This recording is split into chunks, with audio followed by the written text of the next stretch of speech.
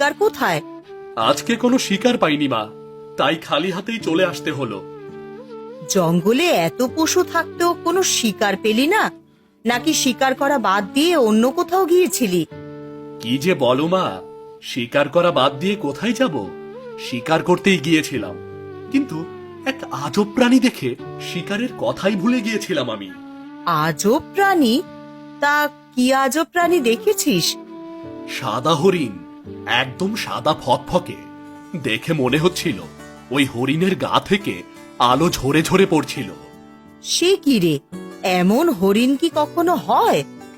আমিও এর আগে কখনো এমন হরিণ দেখিনি।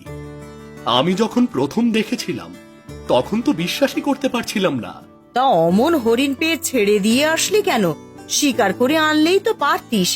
তাহলে গ্রামের মধ্যে এই বছরে তুই সবচেয়ে বড় শিকারীর পুরস্কার পেতিস। কি যে বলো মা,